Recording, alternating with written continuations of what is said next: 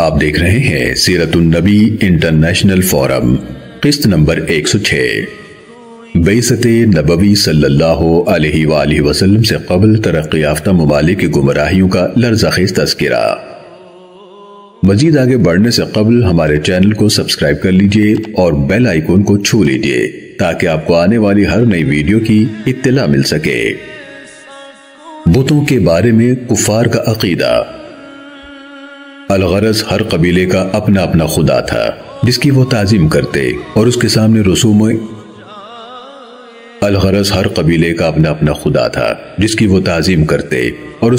رسوم عبادت بجا لاتے۔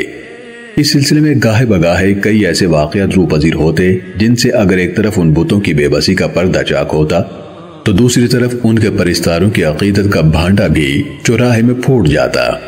مالک اور ملکان کنانہ کے دو بیٹے تھے۔ جدے کے ساحل پر ان کا ایک بت تھا جس کا نام سعد تھا۔ وہ ایک لمبی چٹان تھی۔ بنی ملکان کا ایک شخص اپنے اونٹوں کی ایک قطار لے کر وہاں آیا تاکہ اسے برکت حاصل کرے۔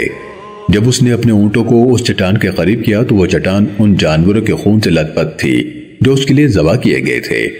اونٹ یہ دیکھ کر بلک پڑے اور اپنی مہاریں توڑوا کر جدھر کسی کا منہ آیا ادھر کو بھاگ گیا۔ اپنے اونٹوں کو یوں منتشر ہوتا دیکھ کر وہ غضبناک ہو گیا۔ زمین سے پتھر اٹھایا اور سعد بت کو زور سے دے مارا اور کہا لا بارک اللہ فیک الہا نفرت ابلی، اے جھوٹے خدا تجھ کو اللہ تعالیٰ کبھی برکت نہ دے، تو نے میرے اونٹوں کو بھگا دیا، انہیں تتر بتر کر دیا۔ پھر وہ اپنے اونٹوں کو اکٹھا کرنے کے لیے وہاں سے نکلا، ایک ایک کو نکیل کے ساتھ باندھ کر جمع کیا۔ جب وہ وہاں سے روانہ ہوا تو یہ اشعار گنگنا رہا تھا۔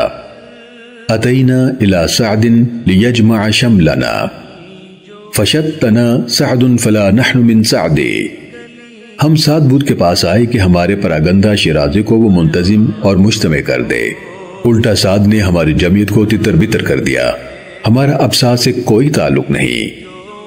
وَهَلْ سَعْدٌ إِلَّا صَخْرَةٌ بِتَنُوفَةٍ مِنَ الْأَرْضِ لَا يَدْعُو لِغَيٍّ وَلَا رُشْدٍ، سعد کیا ہے؟ لقودک صحرا میں ایک چٹان ہے، نہ وہ گمراہی کی طرف بلا سکتا ہے نہ وہ ہدایت کی طرف دعوت دے سکتا ہے، یعنی نہ نفع پہنچا سکتا ہے نہ ہی نقصان۔ اسی طرح کا ایک واقعہ عمر بن جموح کے ساتھ پیش آیا۔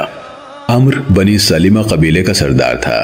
اس نے اپنے گھر میں لکڑی کا ایک بت رکھا ہوا تھا، اس بت کا نام بھی منات تھا۔ جب بنی سلمہ کے کئی نوجوان موسم حج میں عقبہ کے مقام پر مشرب اسلام ہوئے، ان میں حضرت معاذ بن جبل رضی اللہ تعالیٰ عنہ اور عمرو مذکور کا بیٹا حضرت معاذ رضی اللہ تعالیٰ عنہ اور کئی دوسرے نو مسلم تھے۔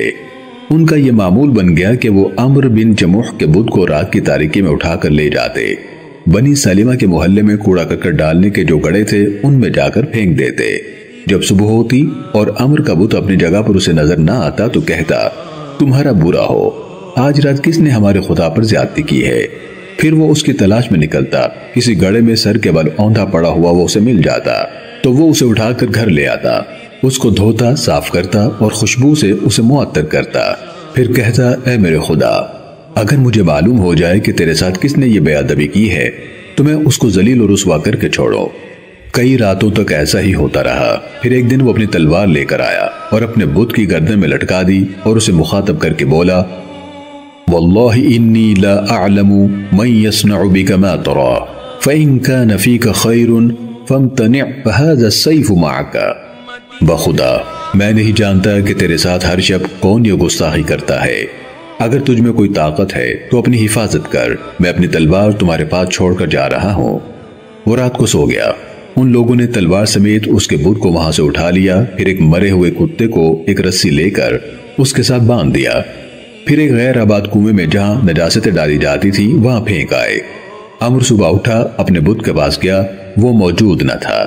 اس کی تلاش میں نکلا اور اس کو ایک غلیظ کنویں میں سر کے بل اوندھا گرا ہوا اس حالت میں دیکھا کہ ایک مردہ کتا اس کے ساتھ بندھا ہوا ہے۔ جب اس نے اپنے معبود کی یہ حالت دیکھی تو اس کی آنکھوں سے غفلت کے پردے اٹھ گئے۔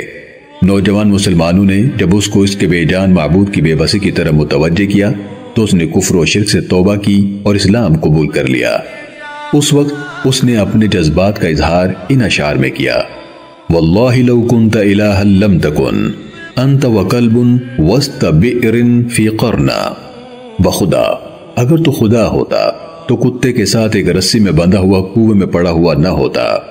الحمدللہ العلا ذی المنن الواہب الرزاق دیان الدین۔ سب تعریف اللہ تعالیٰ کے لیے ہے جو سب سے بلند ہے، احسان فرمانے والا ہے، نعمتیں بخشنے والا ہے، رزق دینے والا ہے اور صحیح دین عطا فرمانے والا ہے۔ هو الذی انقذنی من قبل ان اکون فی ظلمت قبر مرتہن باحمد المہدی النبی المرتہن۔ وہی ہے جس نے مجھے اس سے پہلے کہ میں قبر کے اندھیروں میں رکھ دیا جاؤں مجھے کفر سے نجات دی، اپنے نبی رحمت صلی اللہ علیہ وآلہ وسلم کے ذریعے جو ہدایت یافتہ ہیں۔ اس قسم کے متعدد واقعات ہیں جو ابو منذر الکلبی نے اپنی مشہور تصنیف الکتاب الاسنام میں درج کیے ہیں۔ دوس قبیلے کا ایک بت تھا جس کو ذوالکفین کہا جاتا۔ انہوں نے جب اسلام قبول کیا تو ان کے سردار حضرت طفیل بن عمرو دوسی رضی اللہ تعالیٰ عنہ نے اس کو جلا دیا اور کہا، یا ذوالکفین لست من عبادک میلادنا اکبر من میلادک انی خشوت النار فی فؤادک۔ اے ذوالکفین، میں تیرے بندوں میں سے نہیں ہوں، ہم پیدائش کے لحاظ سے تم سے عمر میں بڑے ہیں، میں نے تیرے دل میں آگ کے انگارے بھر دیے ہیں۔ بنی از قبیلے کی ایک شاخ بنی ہرس کے بت کا نام ذوالشرا تھا۔ خزاعہ، لخم، جذام، غطفان کے قبائل جو شام کی سرحد کے قریب آباد تھے ان کے بت کا نام القیصر تھا۔ بنی تہ قبیلے کی ایک شاخ جدیلہ کے بت کا نام یعبوب تھا۔ سیرت النبی صلی اللہ علیہ وآلہ وسلم کی یہ قصہ دیکھنے کا شکریہ۔ اسے دوسروں تک پہنچا کر صدقہ جاریہ کا حصہ بنیے۔ کسی بھی قسم کی غلطی پر ہم اپنے رب کے حضور معافی کے طلبگار ہیں، اپنی اصلاح کے لیے شکر گزار ہوں گے اور آپ کی دعاؤں کے طلبگار ہیں۔ جزاکم اللہ خیرا کثیرا۔ مزید آگے جاننے کے لیے دیکھتے رہیے سیرت النبی انٹرنیشنل فورم۔